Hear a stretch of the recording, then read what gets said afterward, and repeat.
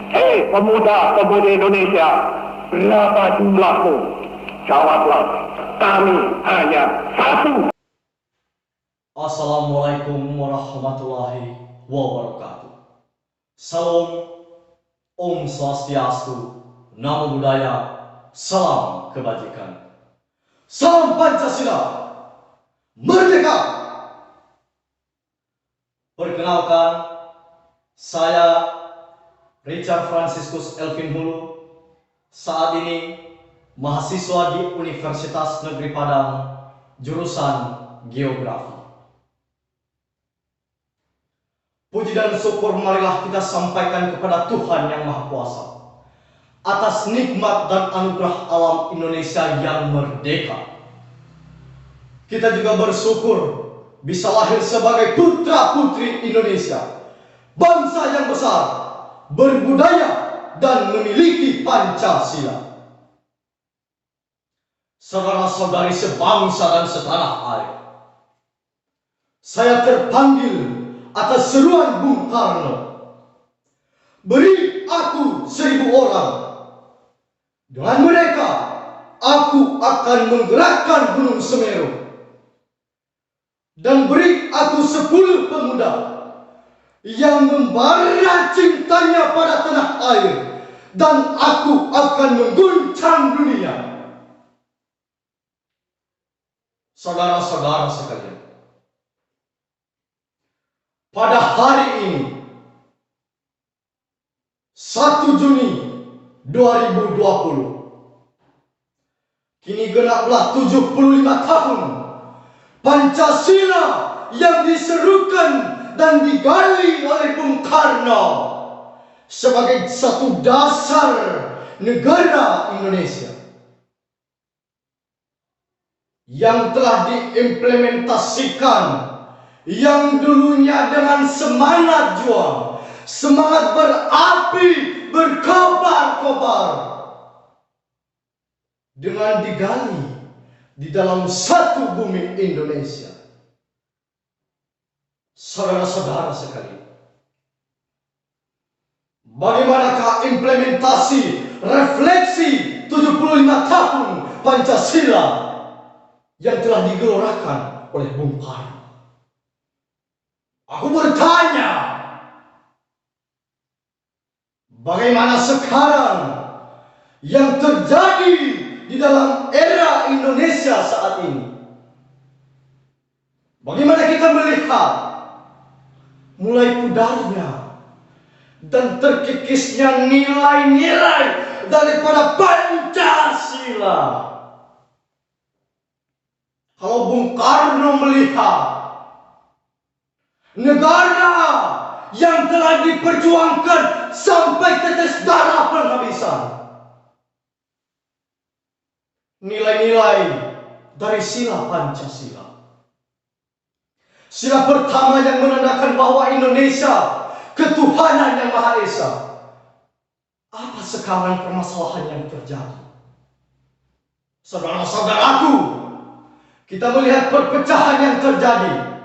Bagaimana fitnah yang saling dicamkan antara masing-masing yang mengaku oknum beragama, tetapi menjelekkan. Bagaimana kemudian yang tidak sepaham dengan agama lain merasa tidak senang. Apakah ini yang dinamakan refleksi Pancasila? Tidak. Bagaimana kemudian hukum yang berlaku? Nilai sila daripada sila kedua, kemanusiaan yang adil dan beradab. Bagaimana dengan tingkat kemiskinan? Bagaimana rakyat yang menderita penodaan kesengsaraan? Seakan-akan dia bukan milik Indonesia, milik hati. Saudara-saudara, sila ketiga menandakan persatuan Indonesia. Apakah persatuan Indonesia sudah berlangsung dan terjalankan seperti yang telah diharapkan? Kita melihat bagaimana konflik yang terjadi di Indonesia. Apakah ini menandakan nilai persatuan? Sila keempat menandakan kerakyatan yang dipimpin oleh hikmat kebijaksanaan dalam permusyawaratan perwakilan. Sudahkah kini sekarang aspirasi dari masyarakat sudah diterima dan dilihat dengan baik? Apakah semua keputusan dilaksanakan dengan musyawarah atas dasar mufakat yang sebagaimana dulu para pendiri bangsa melakukan? Ini kembali di dalam nilai-nilai refleksi Pancasila. Bagaimana sila kelima, keadilan sosial bagi seluruh rakyat Indonesia, dulu dicetuskan oleh para pendiri bangsa dengan derai air mata dan titik darah yang menetes di medan perang, belum dilaksanakan. Bagaimana rakyat sekarang? Apa yang terjadi? Ada rakyat yang menderita. Padahal Bung Karno pernah berkata, disinilah gunanya apa yang Indonesia miliki, pergunakan sebaik-baiknya untuk menghindari daripada tingkat kemiskinan dan penderitaan rakyat. Bung Karno mendirikan demokrasi, bukan demokrasi Barat, tetapi demokrasi Indonesia. Aku berkata, seiring dengan perkembangan teknologi, kita melihat sekarang apa permasalahan konkret urgen yang sedang dihadapi oleh bangsa Indonesia. Salah satu wabah pandemi global COVID-19, masalah besar yang sedang dihadapi oleh Indonesia, kini telah memakan ratusan orang, bahkan ribuan jiwa. Bukan saatnya kita menggerutu, bukan saatnya kita saling tuduh-menuduh, lepas tangan, tidak tanggung jawab. Maka disinilah Pancasila, implementasi nilai-nilai Pancasila yang telah menggelora sekian lama, disinilah diimplementasikan. Mana persatuan yang dicetuskan oleh Bung Karno? Mana keadilan yang dicetuskan oleh Bung Karno? Tak ayal, dulu Bung Karno pernah berkata, perjuanganku lebih mudah karena melawan penjajah. Perjuanganmu lebih sulit karena melawan bangsamu sendiri. Itu yang telah dicamkan oleh Soekarno. Maka sebagai pemuda, disinilah pemuda berperan sebagai agen pemersatu bangsa. Mari pemuda mengambil bagian dalam menyelesaikan berbagai problematika, permasalahan yang sedang dihadapi oleh bangsa Indonesia. Pemuda telah mengguncang dunia. Apakah ini salah? Aku berkata tidak.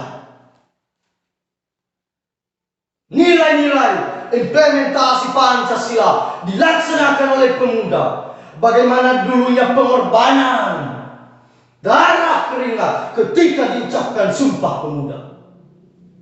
28 Oktober mengingatkan kita bagaimana pemuda bersatu di Indonesia. Bung Karno pernah berkata, wahai pemuda, jikalau aku bertanya, berapa jumlahmu? Jawablah, kami hanya satu. Itulah pemuda. Saudara-saudari sebangsa dan setanah air, kini saatnya marilah kita bergandengan tangan membawa perubahan di negeri, di tanah Indonesia. Kitalah yang membangun Indonesia. Darah juang dulu yang telah berlalu kita balaskan sekarang dengan perjuangan pemuda saat ini. Nampakkanlah pemuda, gertakkan gigi, gelorakan api semangat juang, gelorakan samudra berguncang, dunia ada di tangan pemuda.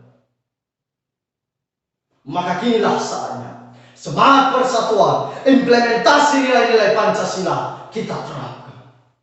Maka di tanganlah wahai pemuda, mari bersama-sama. Niscaya jika persatuan dan seluruh elemen daripada pemuda Indonesia bersatu, tiada yang mustahil untuk Indonesia. Saudara-saudari sebangsa dan setanah air, demikianlah pidato ini.